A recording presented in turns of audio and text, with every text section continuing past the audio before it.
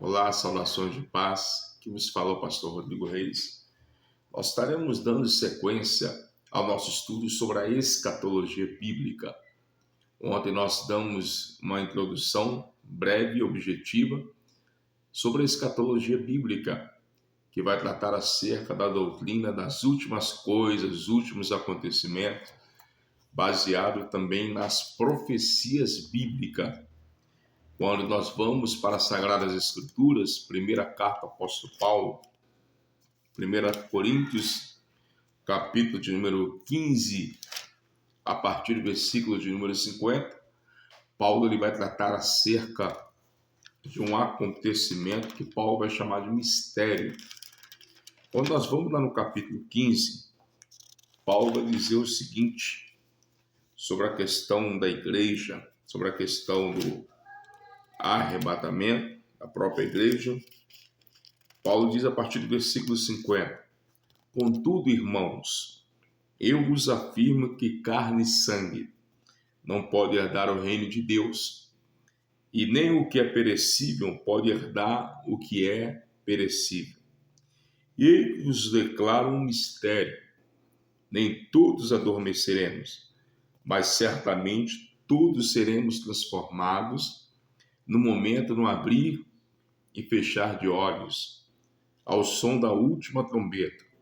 Porquanto a trombeta soará, os mortos ressuscitarão incorruptíveis e nós seremos transformados. Paulo ele vai tratar acerca da ressurreição daqueles que morreram em Cristo. A primeira ressurreição será para aqueles que já partiram no Senhor, para aqueles que já dormem no Senhor. Paulo vai falar a questão da trombeta. Alguns dias atrás, fizeram uma pergunta: pastor, algumas das trombetas do Apocalipse já foram tocadas? Meus amados, nenhuma das trombetas relacionadas no livro do Apocalipse, que a palavra Apocalipse significa revelação, significa tirar o véu, ainda foram tocadas. Quando nós falamos sobre a taça da ira de Deus, as 7 trombetas, os 7 selos, está relacionado ao período conhecido como a grande tribulação, que vai se suceder dentro da visão pré-tribulacionista após o arrebatamento da igreja, após a igreja ser tirada da terra. Por que nós falamos nesta visão pré-tribulacionista sobre o arrebatamento da igreja, baseado na própria escatologia bíblica? Em primeiro lugar, irmãos, quando nós vamos no Antigo Testamento, nós veremos que todos aqueles que Deus, a qual tinha uma aliança, Deus preservou do juízo. Um exemplo, nos tempos de Noé, a Bíblia vai nos dizer que na geração de Noé, Deus preservou 8 pessoas. Deus preservou Noé e a sua família, quando Deus enviou o juízo naquela geração, que foram as águas do dilúvio. Deus preservou o justo daquela geração. A Bíblia também vai nos relatar, no livro do Gênesis, capítulo 19, que na cidade de Sodoma e Gomorra, Deus vai preservar Ló e a sua família. Antes de Deus destruir a cidade de Sodoma e Gomorra, Deus retirou então Ló e a sua família. Ou seja, Deus não destruiu, não decretou o seu juízo, a sua sentença, aonde havia então um justo. Em primeiro lugar, nós entendemos que Cristo, ele já pagou o preço por nós na cruz do Calvário. O preço já foi pago na cruz do Calvário.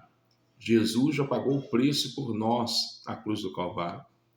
Agora, quando nós falamos da questão da própria igreja, e fica então um ponto de interrogação para muitos: será que a igreja vai passar pela grande tribulação? Qual é o seu ponto de vista? Qual é o seu pensamento relacionado à própria igreja? Será que ela vai passar pela grande tribulação? Porque, pelo que nós podemos ver, pelo desenrolar da história humana, O período que nós estamos vivenciando é a pré-tribulação, é o princípio das dores, é o começo das dores. É como se o planeta Terra estivesse tendo contrações, como uma mulher está prestes a dar à luz. É como se estivesse tendo uma contração de parto, contrações de parto.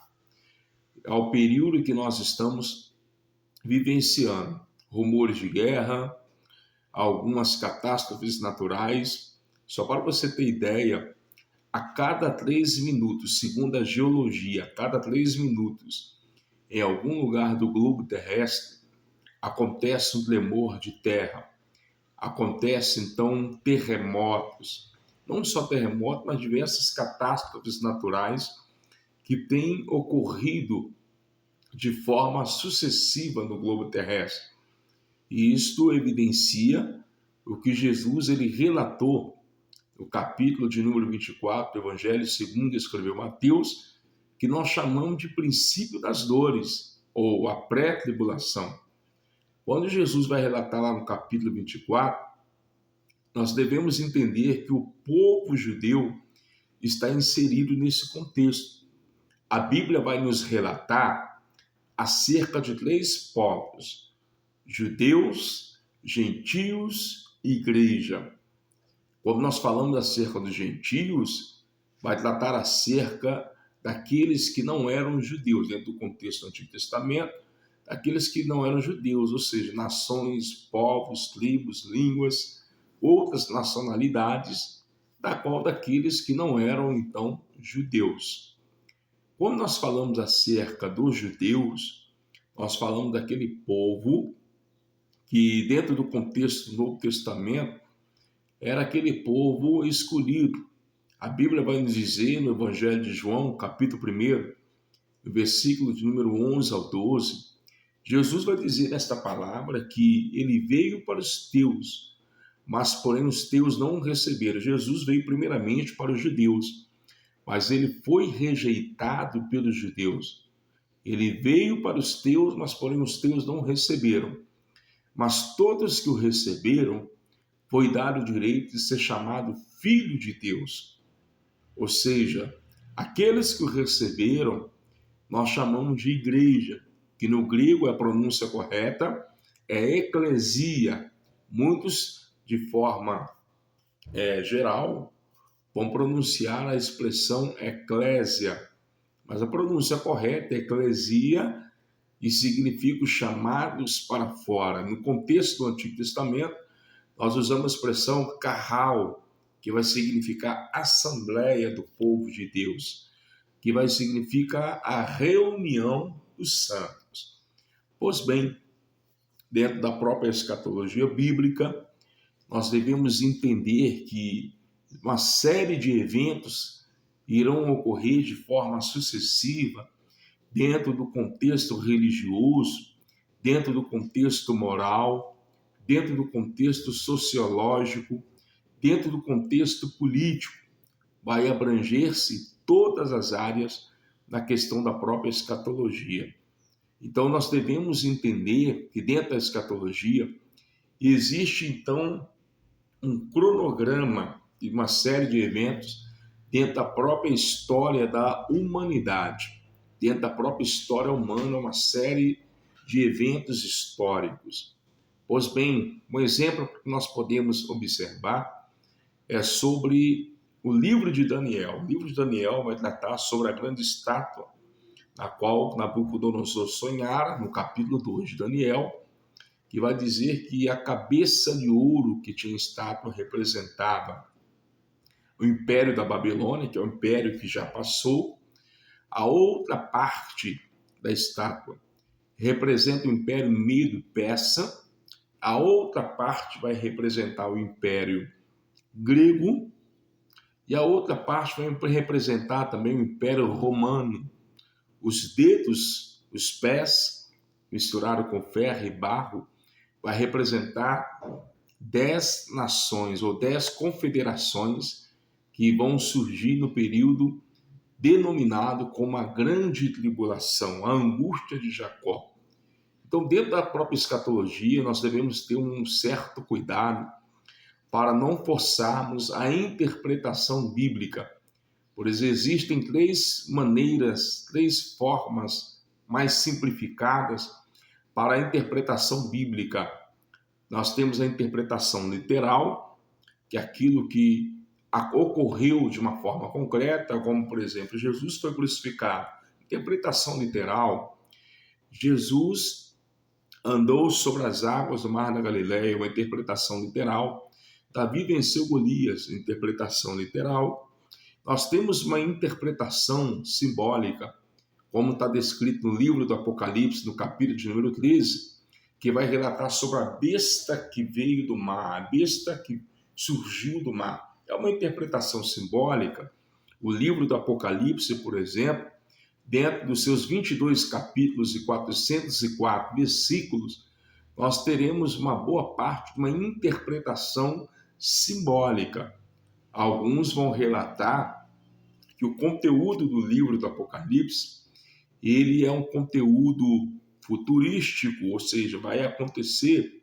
Alguns vão relatar que há uma boa parte, uma interpretação pretérita, ou seja, algo que já passou, algo que já ocorrera. Pois bem, o mais importante que nós devemos frisar dentro da própria escatologia bíblica, que Jesus ele vai citar em Mateus capítulo 24, versículo 35, passarás os céus e a terra, mas a minha palavra ela não há de passar. O que nós devemos entender é que Deus, ele está no controle da história, ele tem um controle da própria história humana, que está dentro da própria soberania divina, da própria soberania de Deus. A igreja, aqueles que são de Cristo, não devem temer os acontecimentos escatológicos, porque isto vai relatar acerca do triunfo da igreja, da vitória da igreja de Cristo sobre as hortes da maldade, sobre Satanás e seus anjos. Amanhã nós daremos então sequência ao nosso estudo da escatologia bíblica para a sua edificação e para o seu crescimento espiritual. Compartilhe esse vídeo, deixe aí o seu like, participe conosco, porque queremos ser bênção para a sua vida. Um forte abraço e que Deus possa continuar te abençoando poderosamente em nome de Jesus.